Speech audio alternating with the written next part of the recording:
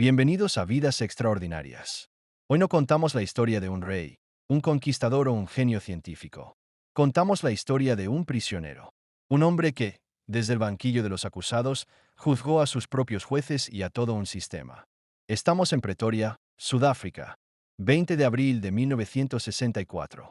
El Palacio de Justicia es una fortaleza de mármol y silencio, un monumento al poder del Estado. Dentro, el aire es denso, cargado con el peso de la historia. En la galería, una cuerda separa a los blancos de los negros, una cruda metáfora del país entero. Abajo, en el banquillo, se sientan 10 hombres. Son los acusados del juicio de Rivonia. Se enfrentan a un cargo de sabotaje, un delito que el fiscal, Percy Yutar, ha elegido cuidadosamente porque conlleva la pena de muerte y es más fácil de probar que la alta traición. El Estado no busca justicia, busca un final. El acusado número 1 se levanta. Es alto, con la dignidad de un príncipe y la determinación de un luchador. Ha pasado las últimas 2 semanas en su celda, escribiendo a mano las palabras que está a punto de pronunciar. Sabe que pueden ser las últimas. Su estrategia, y la de sus compañeros, no es buscar la absolución. Es usar este juicio como una plataforma para sus ideas, para que el mundo escuche, sin importar el coste personal. Durante casi 3 horas, su voz resuena en la sala, desmantelando la lógica enferma del apartheid, explicando con una calma metódica por qué un hombre puede ser empujado a desafiar la ley. Y entonces, llega al final. Mira directamente al juez, al sistema, a la historia.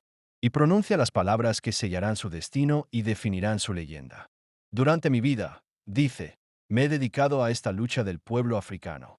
He luchado contra la dominación blanca y he luchado contra la dominación negra. He anhelado el ideal de una sociedad democrática y libre en la que todas las personas vivan juntas en armonía y con igualdad de oportunidades. Es un ideal por el que espero vivir y que espero alcanzar. Pero si es necesario, es un ideal por el que estoy preparado para morir. Un silencio sepulcral cae sobre la sala.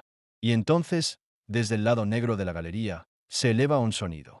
No es un grito, ni un aplauso. Una novelista presente en la sala lo describiría como el sonido más extraño y conmovedor que jamás había escuchado de gargantas humanas. Un sonido breve, agudo y terrible. Algo entre un suspiro y un gemido. Era el sonido de un pueblo viendo a su líder aceptar la muerte por ellos. ¿Quién era este hombre? ¿Qué viaje lo llevó a este momento, a estar dispuesto a sacrificar su vida por un ideal? ¿Y cómo sobrevivió para convertir ese ideal en una realidad? Esta es la vida extraordinaria de Nelson Mandela. Para entender al hombre que desafió a un imperio, primero debemos viajar a las colinas rurales del Cabo Oriental, a la pequeña aldea de Mbezo. Allí, el 18 de julio de 1918, nació un niño al que llamaron Rolihlahla. En la lengua xhosa, el nombre significa literalmente el que tira de la rama de un árbol, pero coloquialmente su significado es más profético, rebelde, alborotador. Su linaje era noble. Su padre, Nkosi Mpaka era un jefe del pueblo Tembu y consejero del rey. Pero cuando Rolihlahla tenía unos 12 años, su padre murió, y su vida cambió para siempre. El joven fue enviado al gran lugar, el Palacio Real en Cuequezueni, para convertirse en el pupilo del regente, el rey Jonjintaba Dalindievo. Allí, fue criado como un hijo, recibiendo una vida de privilegios y la mejor educación que un sudafricano negro podía esperar en aquella época. Pero la lección más importante no la aprendió en un aula. La aprendió sentado en silencio, observando al regente celebrar su corte. Escuchaba cómo los miembros de la comunidad presentaban sus disputas, y veía cómo el regente escuchaba pacientemente cada lado del argumento antes de ofrecer su opinión. Aprendió el valor del diálogo, del consenso, de la paciencia. Era el arte del liderazgo colectivo, una forma de gobernar que no se basaba en el mandato, sino en la unidad. Al mismo tiempo, en su juventud, escuchaba con fascinación a los ancianos de su tribu contar historias de los viejos tiempos. Relatos de guerras de resistencia, de héroes como Dingane y Moshoeshoe que lucharon para defender su patria.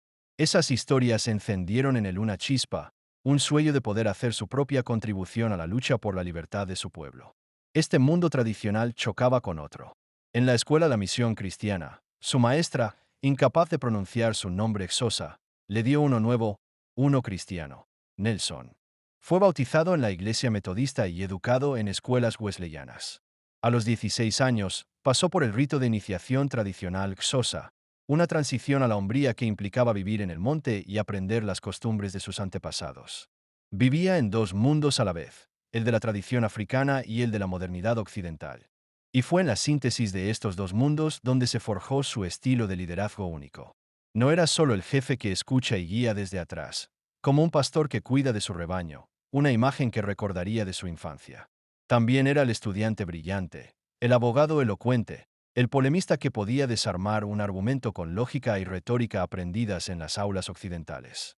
Esta dualidad le dio una habilidad casi única para conectar con todos. Podía hablar el lenguaje del consenso con los ancianos de las aldeas y el lenguaje del debate con los líderes mundiales. Podía tender puentes entre mundos que parecían irreconciliables. Era su superpoder, forjado en las colinas de Transkei. Pero el rebelde que llevaba en su nombre no tardaría en despertar. Después de ser expulsado de la Universidad de Fort Hare por participar en una protesta estudiantil, regresó a casa para enfrentarse a la ira del regente. La solución de Jonjintaba fue drástica. Arreglaría un matrimonio para él y para su primo Justice. Para Nelson, esto era una jaula. Y en 1941, los dos jóvenes príncipes huyeron.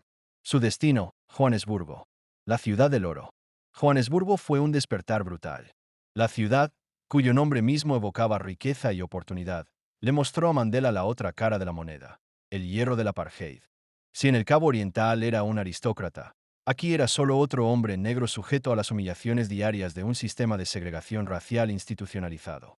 Por primera vez, se enfrentó a la cruda realidad de las leyes de pases, de los barrios separados, de la opresión sistemática. Su primer trabajo fue como guardia de seguridad en una mina, una experiencia efímera que le abrió los ojos a la explotación de su pueblo. Fue entonces cuando la historia puso en su camino al hombre que cambiaría su vida, Walter Sisulu. Sisulu era un activista del Congreso Nacional Africano, el ANC, un hombre con una visión y una red de contactos. Vio inmediatamente el potencial en el joven y resuelto príncipe de Transkei. Lo tomó bajo su ala, le consiguió un puesto como pasante en un bufete de abogados liberal.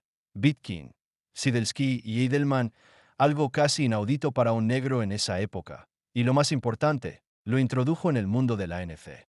Mandela encontró su hogar político, pero el ANC de principios de los años 40 le parecía demasiado pasivo, un club de caballeros que enviaba peticiones al gobierno con la vana esperanza de ser escuchados.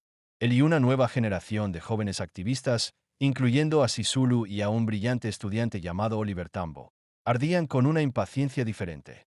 En 1944, fundaron la Liga Juvenil del ANC. Su objetivo, transformar el partido en un movimiento de masas impulsado por la acción directa, las huelgas y la desobediencia civil. Mientras su vida política se encendía, su vida personal también tomaba forma. Terminó su licenciatura por correspondencia y comenzó a estudiar Derecho en la Universidad de Witwatersrand, donde era el único estudiante negro en su clase y se enfrentaba a un racismo constante. En 1944, se casó con Evelyn Masse, una enfermera que era prima de Walter Sisulu. Y en 1952, junto a Oliver Tambo, hizo historia al abrir el primer bufete de abogados dirigido por negros de Sudáfrica. Su oficina se convirtió en un refugio para las víctimas del apartheid, un lugar donde los que no tenían voz podían encontrar una defensa asequible contra un sistema diseñado para aplastarlos. La ciudad de oro y hierro lo había despojado de su estatus real, pero le había dado una nueva identidad, la de un luchador. En 1948, el infierno se formalizó. El Partido Nacional, un partido de nacionalistas africanos, llegó al poder y comenzó a construir el sistema que llamarían apartheid, que significa separación. Ley tras ley, el gobierno tejió una red de opresión, la ley de áreas de grupo, que designaba dónde podía vivir cada raza, la ley de supresión del comunismo, utilizada para silenciar a cualquier disidente, y, sobre todo, el endurecimiento de las odiadas leyes de pases que convertían a los sudafricanos negros en extranjeros en su propia tierra. La respuesta de la Liga Juvenil del ANC fue un audaz programa de acción. Y en 1952, este programa se convirtió en la campaña de desafío a las leyes injustas. Mandela fue nombrado voluntario en jefe. El plan era simple y poderoso, una campaña masiva de desobediencia civil no violenta. El objetivo no era tanto derogar las leyes de inmediato, sino transformar a la ANC en un verdadero movimiento de masas, internacionalizar la lucha y, crucialmente, agotar la vía pacífica para demostrar al mundo la intransigencia del régimen. Sudáfrica se convirtió en un escenario de resistencia pacífica. Más de 8,500 voluntarios, hombres y mujeres de todas las clases sociales, se ofrecieron para ser arrestados. Las escenas eran extraordinarias. Grupos disciplinados de manifestantes entraban en las secciones solo para blancos de las oficinas de correos y las estaciones de tren. Quemaban sus libros de pases en hogueras públicas.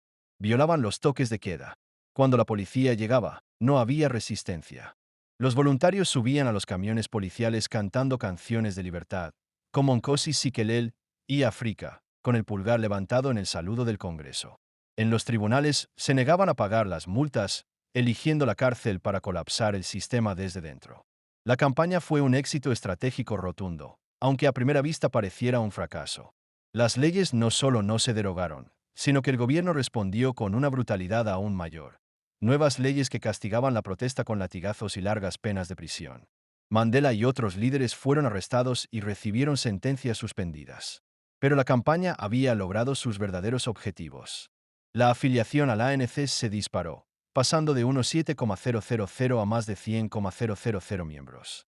La lucha sudafricana captó la atención del mundo por primera vez, inspirando movimientos de solidaridad internacional. Y lo más importante, expuso la naturaleza violenta del Estado. Habían demostrado que la no violencia solo era recibida con más violencia. Mandela, reflexionando sobre esos años, diría más tarde desde el banquillo de los acusados: ¿quién negará que 30 años de mi vida los he pasado llamando en vano, con paciencia, moderación y modestia, a una puerta cerrada y con cerrojo? ¿Cuáles han sido los frutos de la moderación? La respuesta estaba escrita en las cicatrices de los manifestantes y en las nuevas leyes represivas. La puerta no solo estaba cerrada, el gobierno la estaba atrancando con bayonetas. El 21 de marzo de 1960, la paciencia se rompió.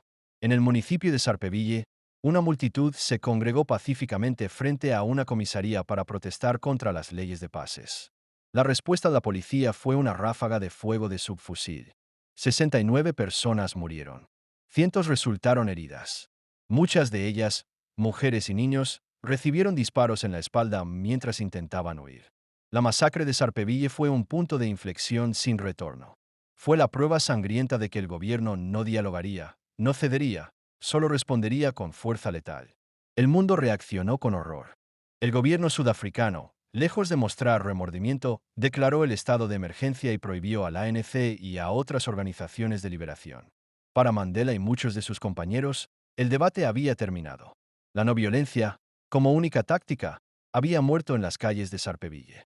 Tras una intensa deliberación interna, se tomó la decisión más trascendental en la historia del ANC. En 1961, junto con miembros del Partido Comunista Sudafricano, fundaron una ala militar. La llamaron Umkhonto we Sizwe, la Lanza de la Nación, o MK.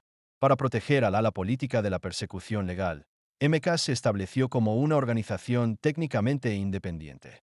Nelson Mandela, el abogado, el activista no violento, se convirtió en su primer comandante en jefe. Pero su transición a la lucha armada fue calculada, no impulsiva. La estrategia inicial de MK no era la guerra de guerrillas ni el terrorismo. Era el sabotaje. Atacarían símbolos del Estado, no personas. Su objetivo era dañar la economía y la infraestructura del apartheid: centrales eléctricas, líneas de ferrocarril, oficinas gubernamentales. Como Mandela explicaría más tarde en su juicio, no negamos que planeamos el sabotaje. Lo planeé como resultado de una evaluación calmada y sobria de la situación política. Creímos que la violencia del pueblo africano se había vuelto inevitable, y que a menos que se diera un liderazgo responsable para canalizar y controlar los sentimientos de nuestro pueblo, habría brotes de terrorismo. Los primeros actos de sabotaje se llevaron a cabo el 16 de diciembre de 1961, una fecha cargada de simbolismo para los nacionalistas africanos. Mandela pasó a la clandestinidad. Durante 17 meses, eludió a la policía, moviéndose en secreto, usando disfraces y alias. La prensa lo apodó la Pimpinela Negra. Viajó por toda África y Europa, buscando apoyo internacional y entrenamiento militar para los reclutas de MK. Pero su tiempo como fugitivo tenía los días contados. El 5 de agosto de 1962, en una carretera solitaria cerca de Obik, la policía detuvo un coche. Al volante iba un hombre disfrazado de chofer. Era Nelson Mandela. Fue arrestado y sentenciado a 5 años de prisión por incitación y por salir del país ilegalmente. Mientras cumplía esa condena, el Estado asestó su golpe más devastador. El 11 de julio de 1963, la policía allanó la granja de Lily Sleaf, en el suburbio de Rivonia, el cuartel general secreto de MK. Arrestaron a todo el alto mando que quedaba. Y entre los documentos que incautaron, encontraron pruebas que vinculaban directamente a Mandela con la campaña de sabotaje, incluyendo un plan detallado para una futura guerra de guerrillas llamado Operación Mayibuye.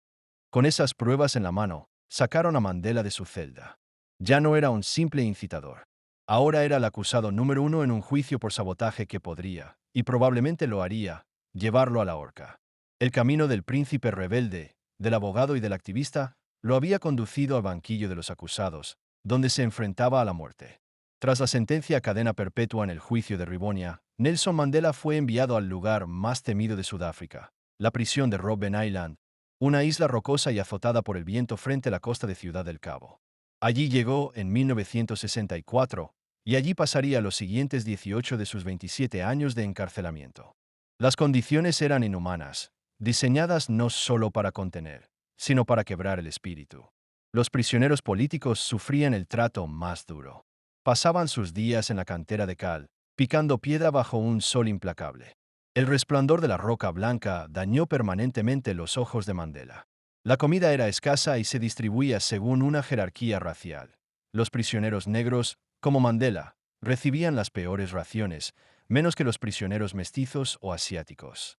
Su celda era minúscula, poco más grande que un armario, con una estera delgada en el suelo como cama y un cubo como retrete. El contacto con el mundo exterior fue prácticamente cortado. Durante los primeros años, se le permitía una visita de 30 minutos y una carta de 500 palabras cada 6 meses. Cada palabra era leída, censurada, a menudo tachada con tinta negra hasta que la carta se convertía en un galimatías sin sentido. El coste personal fue inmenso. En 1968, su madre falleció.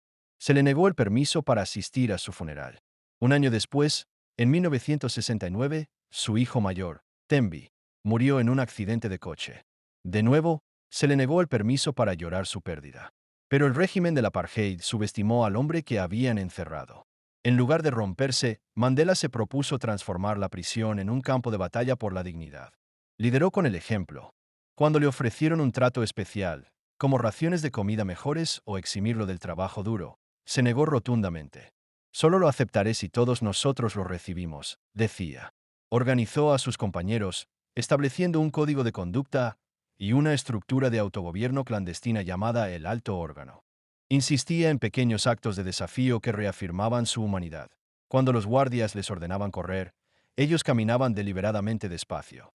Lideraron huelgas de hambre y protestas que, a lo largo de los años, consiguieron lentamente mejoras en las condiciones, como el derecho a usar pantalones largos en lugar de los humillantes pantalones cortos que se imponían a los prisioneros negros. Robben Island no fue solo una prisión, se convirtió en una universidad. La Universidad de la Lucha. Mandela animaba a todos a estudiar, desde la alfabetización básica hasta títulos universitarios por correspondencia. Los prisioneros se enseñaban unos a otros, compartiendo conocimientos, debatiendo sobre política, historia y economía. Mandela mismo aprendió Afrikaans, la lengua de sus opresores, para entenderlos mejor, para poder argumentar con ellos en sus propios términos. En realidad, lo que Mandela y sus compañeros construyeron en Robben Island fue algo mucho más profundo que una universidad. Fue un laboratorio para la construcción de una nación. Dentro de esos muros de hormigón, en medio de la brutalidad, pusieron en práctica los mismos principios de la Sudáfrica democrática y no racial por la que luchaban. Era una sociedad en miniatura. Tenían un gobierno, el alto órgano, que se autogestionaba con disciplina. Tenían un sistema educativo inclusivo, donde los intelectuales enseñaban a los analfabetos. Presentaban un frente unido a las autoridades, negociando derechos no solo para los líderes del ANC, sino para todos los prisioneros, sin importar su afiliación política o su raza. La estrategia de Mandela de dialogar con los guardias, de tratarlos como seres humanos capaces de cambiar, fue la primera aplicación práctica de la reconciliación que más tarde predicaría a toda una nación. Cuando finalmente salió de la cárcel, su visión de una nación del arco iris no era una utopía abstracta. Era un modelo que ya había sido probado y perfeccionado en el lugar más inhóspito de la Tierra. Había demostrado que era posible. Mientras Mandela forjaba una nación en miniatura dentro de los muros de la prisión, el mundo exterior cambiaba. La presión internacional contra el apartheid crecía, con sanciones económicas y un aislamiento cultural y deportivo que empezaba a doler a la minoría blanca. Dentro de Sudáfrica, la resistencia no había muerto. Una nueva generación de jóvenes activistas mantenía viva la llama. El gobierno del apartheid se encontraba en un callejón sin salida. En 1985, desde su celda, Mandela tomó una de las decisiones más audaces y arriesgadas de su vida. Sin el conocimiento o la aprobación inicial de sus compañeros del ANC en el exilio, decidió iniciar conversaciones secretas con el gobierno. El primer contacto fue casi surrealista. El ministro de Justicia, Kobie Coetsee, lo visitó mientras estaba en el hospital recuperándose de una operación. Fue una rama de olivo, una señal de que el régimen, a su manera lenta y torpe, sabía que tenía que negociar. Mandela era consciente del peligro. Sabía que podría ser visto como un traidor que hacía tratos a espaldas de su movimiento. Usó a sus abogados para mantener informado al liderazgo del ANC en Lusaka, asegurándoles que no tomaría ninguna decisión sin su consentimiento. Las conversaciones continuaron durante años, en secreto. Finalmente, en julio de 1989, se reunió con el propio presidente, P.W. Botha. Le proporcionaron un traje hecho a medida para la ocasión. En la reunión, Mandela fue respetuoso pero firme. Dejó claro que no estaba allí para negociar en nombre del ANC, sino para abrir el camino para que el gobierno negociara con el ANC. El sucesor de Botha, F.W. de Klerk, fue un pragmático. Vio que el sistema era insostenible. El 2 de febrero de 1990, en un discurso histórico, anunció la legalización del ANC y de otras organizaciones prohibidas, y la liberación incondicional de Nelson Mandela. El 11 de febrero de 1990, el mundo contuvo la respiración. Las puertas de la prisión Victor Verster se abrieron. Nelson Mandela, después de 27 años, 6 meses y 6 días, caminó hacia la libertad, de la mano de su esposa Winnie. La escena fue de un caos jubiloso. Multitudes eufóricas lo rodeaban, cantando, llorando, tratando de tocar al hombre que se había convertido en un mito. Su coche apenas podía avanzar. Esa tarde, desde el balcón del Ayuntamiento de Ciudad del Cabo, se dirigió a una marea humana. Su voz, que no se había escuchado en público durante casi 3 décadas, era firme. Reafirmó su compromiso con la lucha, pero también tendió la mano a la paz, citando sus propias palabras del juicio de Rivonia. He luchado contra la dominación blanca y he luchado contra la dominación negra. Pero el camino hacia la democracia no sería un paseo. Fue un proceso de negociaciones tortuosas y complejas, conocido como CODESA. Las conversaciones se estancaron una y otra vez, con desacuerdos sobre el reparto del poder y los derechos de las minorías. Y mientras los políticos hablaban, el país sangraba. Una ola de violencia política, a menudo atribuida a una tercera fuerza dentro de los servicios de seguridad del Estado que buscaba descarrilar el proceso, amenazaba con hundir a Sudáfrica en una guerra civil. El punto de ruptura llegó el 17 de junio de 1992, con la masacre de Boy Patong. Hombres armados de un albergue de trabajadores alineado con el partido rival Inkatha atacaron un municipio partidario del ANC, masacrando a 45 personas, muchas de ellas mujeres y niños. El horror fue indescriptible. Testigos contaron cómo sus seres queridos fueron apuñalados y asesinados a machetazos en sus propias casas. El ANC, acusando al gobierno de complicidad, se retiró de las negociaciones. Sudáfrica estaba al borde del abismo. Pero de alguna manera, con una voluntad de hierro y una visión compartida de la catástrofe que se avecinaba si fracasaban, Mandela y de Klerk lograron reanudar el diálogo. De las cenizas de Boy Patong, forjaron un compromiso que finalmente daría a luz una nueva constitución y la promesa de un nuevo país. El 27 de abril de 1994 llegó el día que generaciones de sudafricanos solo habían podido soñar. Las primeras elecciones democráticas del país. La imagen de ese día quedó grabada en la conciencia del mundo. Colas interminables de personas, serpenteando por colinas y valles, esperando pacientemente durante horas bajo el sol. Eran negros, blancos, mestizos, indios, todos juntos, esperando para votar por primera vez en sus vidas. La atmósfera era de una alegría solemne, una mezcla de incredulidad y un profundo sentido de la historia. Una mujer de mediana edad, una trabajadora que había vivido toda su vida bajo el peso del apartheid, lo resumió con una sencillez devastadora. Yo era una ciudadana de tercera. Ahora se me reconoce como un ser humano. Me sentí bien. Estaba feliz porque cuando deposité mi voto sentí que se me reconocía como un ser humano. El resultado fue abrumador. El ANC ganó con más del 62% de los votos. Y el 10 de mayo de 1994, en los Union Buildings de Pretoria, el mismo centro neurálgico del poder del apartheid, Nelson Mandela fue investido como el primer presidente negro de Sudáfrica. Su presidencia no se centró en la venganza, sino en un objetivo casi imposible: la reconciliación. Se convirtió en el arquitecto de la nación del arco iris. Y su herramienta más poderosa fue el simbolismo. El ejemplo más brillante llegó en 1995, durante la Copa del Mundo de Rugby, que se celebraba en Sudáfrica. El rugby, y en particular el equipo nacional, los Springboks, eran un símbolo potente del orgullo blanco africano, para los sudafricanos negros, un emblema de la opresión. Muchos en el ANC querían abolir el nombre y el logotipo del antílope. Mandela vio una oportunidad. Se reunió con el capitán del equipo, Franco Ispienaar, y abrazó al equipo como propio, animando a todos los sudafricanos a apoyarlos bajo el lema Un equipo, un país. El día de la final, en el estadio Ellis Park de Johannesburgo, ante una multitud mayoritariamente blanca, Nelson Mandela salió al campo. Llevaba puesta la camiseta verde y dorada de los Springboks. El estadio, que podría haber sido un bastión de hostilidad, estalló en un cántico. Nelson, Nelson, Nelson. Fue un momento de fusión nacional, una imagen que demostró que el perdón era posible. Para abordar las heridas más profundas, su gobierno creó la Comisión de la Verdad y la Reconciliación en 1995, presidida por el arzobispo Desmond Tutu. No era un tribunal para castigar, sino un foro para sanar. Su modelo era revolucionario: amnistía a cambio de verdad. Los perpetradores de crímenes con motivación política, de todos los bandos, podían solicitar la amnistía si confesaban públicamente y con todo detalle sus acciones. La comisión celebró audiencias públicas por todo el país. El mundo escuchó con horror y compasión cómo las víctimas contaban sus historias de tortura, pérdida y sufrimiento. Fue un proceso doloroso, imperfecto y controvertido, pero fue un intento sin precedentes de romper el ciclo de la venganza, de reconocer el dolor del pasado para poder construir un futuro juntos. Mandela no estaba simplemente gobernando un país, estaba intentando curar su alma. Después de un solo mandato, en 1999, Nelson Mandela se retiró de la presidencia, dando un poderoso ejemplo de transición democrática en un continente donde muchos líderes se aferraban al poder.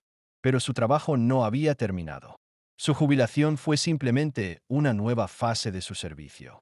Fundó el Fondo Nelson Mandela para la Infancia, la Fundación Mandela Rhodes y la Fundación Nelson Mandela, dedicándose a causas como la lucha contra el VIH/SIDA, la educación y la construcción de la paz en todo el mundo.